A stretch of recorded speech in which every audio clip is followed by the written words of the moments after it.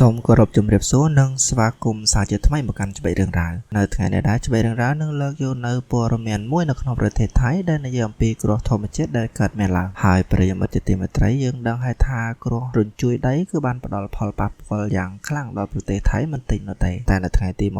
29ខែមេសាឆ្នាំ2025នេះនៅប្រទេសថៃក៏ត្រូវរងនៅគ្រោះធម្មជាតិមួយទៀតគឺព្យុះនៃរដូវប្រាំងទោះបីជាខណៈពេលនេះវាជាខែចែកជារដូវប្រាំងក៏ដោយក៏ប៉ុន្តែស្ទើរតែទូទាំងប្រទេសថៃគឺទទួលរងនៅទឹកភ្លៀងហើយនិងខ្យល់ព្យុះទឹកជំនន់ផងដែរច្បីរឿងរ៉ាវនឹងលើកយកនៅហេតុការណ៍ខ្យល់ព្យុះរដូវប្រាំងមួយដែលបង្កឲ្យកើតមាននៅទឹកជំនន់នៅក្នុងតំបន់ស្រុកម៉ែសាយខេត្តឈៀងរ៉ាយដែលស្ថិតនៅភាគខាងជើងនៃប្រទេសថៃជួបគ្នានឹងព្រំដែនជាមួយនឹងប្រទេសមីយ៉ាន់ម៉ាផងដែរស្រុកម៉ែសាយនេះគឺស្ទើរតែទទួលរងនៅគ្រោះទឹកជំនន់យ៉ាងដំណំកាលពីចុងឆ្នាំ2024កន្លងទៅដោយគ្រោះទឹកជំនន់នោះគឺបានបំផ្លិចបំផ្លាញនៅទ្រព្យសម្បត្តិនិងជីវិតមនុស្សសត្វផងដែរមិនតែប៉ុណ្ណោះក្រោយពីរងនៅគ្រោះទឹកជំនន់កាលពីចុងឆ្នាំ2024កន្លងទៅវាក៏បានបន្សល់ទុកនៅភក់ល្បប់ជាច្រើនរហូតដល់ផ្ទះមួយចំនួនគឺត្រូវភក់ហូរកប់លិចដល់ដំបូលផ្ទះក៏មានចំណែកឯថ្មីនេះនាថ្ងៃទី29ខែមេសា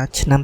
2025កន្លងទៅបន្ទាប់ពីមានព្យុះរដូវប្រាំងមួយបានបោកនាំយកនៅទឹកភ្លៀងស្រោចស្រពតំបន់នោះហើយទឹកស្ទឹងដែលជាព្រំប្រទល់រវាងប្រទេសថៃនិងភូមាក៏ចាប់ផ្ដើមហៀខ្ជាក់ចេញមកក្នុងភូមិទោះបីជាមានការធ្លាប់ប្រើប្រាស់នៅការុងដីខ្សាច់ក្នុងការធ្វើទំនប់ការពារទឹកនៅតាមមាត់ស្ទឹងក៏ដោយអាជីវករនិងអ្នកដែលរស់នៅតាមតំបន់នោះបានប្រាប់ផងដែរថាទឹកជន់យ៉ាងខ្លាំងកម្ពស់ទឹកគឺហក់ឡើងលឿនមែនទែនមិនដល់10នាទីផងទឹកបានហូររំលងទំនប់ទប់មាត់ស្ទឹងខ្ជាក់ចូលទៅក្នុងសហគមន៍ជាបន្តបន្ទាប់ទោះបីជាកម្ពស់ទឹកជំនន់នៃគ្រានេះមិនពោះដោយកាលពីចុងឆ្នាំ2024ក៏ដោយប៉ុន្តែទោះជាយ៉ាងណាក៏ប្រជាជននិងអាជីវករនៅផ្សារក្នុងតំបន់នោះមានការព្រួយបារម្ភជាខ្លាំងផងដែរខណៈពេលដែលទឹកកំពុងតែជន់ពីខាងស្ទឹងរថយន្តរបស់អតិថិជនហើយនិងអ្នកលក់ដូរខ្លះគឺយកចេញពុំទាន់ទេពួកគេក៏បានទំនាក់ទំនងស្នើសុំកងកម្លាំងទាហានជួយចូលមកជួយជំលះយករើចេញនិងជួយទប់ស្កាត់កុំឲ្យទឹកហូរចូលមកក្នុងសហគមន៍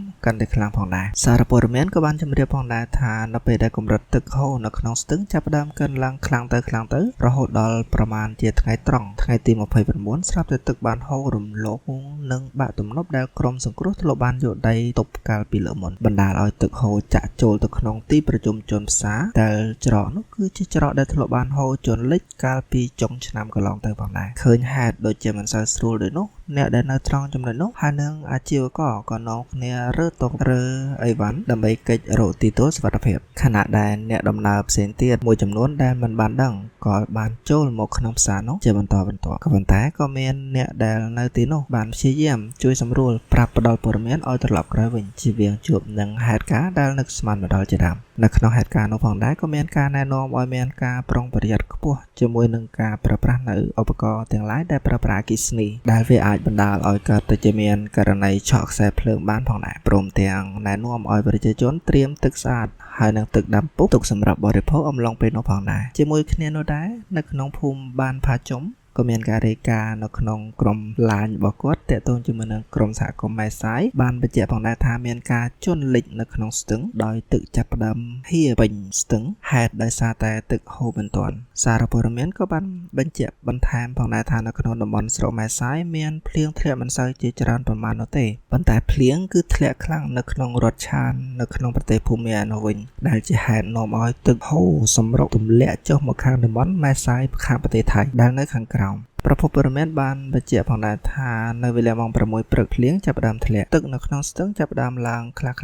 ផងដែរប៉ុន្តែពួកគេពុំបានចាប់អារម្មណ៍ថាវានឹងអាចជន់ខ្លាំងនោះឡើយបន្តមកទៀតរហូតមកដល់ថ្ងៃត្រង់ម៉ោង12ទឹកក៏ចាប់ផ្ដើមហូរទម្លាក់ចុះកាន់តែខ្លាំងនាំឲ្យហៀស្ទឹងខ្ជាក់ចូលតាមភូមិហើយនៅសហគមន៍ដែលនៅម្ដុំនោះផងដែរប៉ុន្តែក្រោយមករហូតដល់ម៉ោង2រសៀលទឹកក៏ចាប់ផ្ដើមស្រកចុះវិញជាបដាទៅរកស្ថានភាពធម្មតាវិញហើយនេះទឹកសម្រុកជន់ខ្លាំងដែលហូរធ្លាក់មកនោះគឺនៅពេលថ្ងៃត្រង់ទោះបីជាទឹកជន់នៃគ្រានេះមិនយូរដោយកាលគ្រាមុនក៏ដោយប៉ុន្តែអ្វីដែលបានបន្សល់ទុកនោះគឺមិនខុសពីមុនឡើយគឺដីល្បាប់ភក់ដែលល្បាប់ភក់ទាំងនោះគឺទៅពេញផ្លូវនៅក្នុងភូមិដែលតម្រូវឲ្យមានការជួយគ្នានៅក្នុងការស្មាតចេញហើយអ្នកដែលរស់នៅម្ដងនោះក៏មិនដឹងផងដែរថាទឹកអាចនឹងជន់បន្តទៀតនៅពេលណារឿងនេះគឺជាកង្វល់សម្រាប់អ្នកដែលរស់នៅនិងប្រកបរបរចិញ្ចឹមជីវិតនៅត្រង់តំបន់នោះផងដែរប្រិយមិត្តជាទីមេ ត្រីទឹកជន់នៅខេត្តចាត់វាពិតជាហេតុការណ៍ដែលនៅស្មានមិនដល់តតែសោះប៉ុន្តែ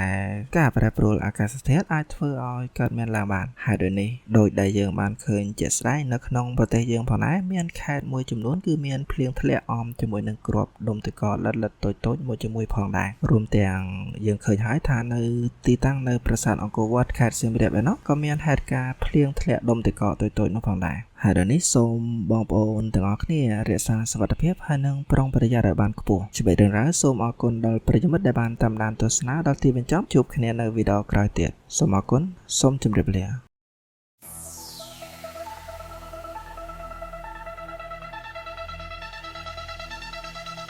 Spotlight shining lights the stage.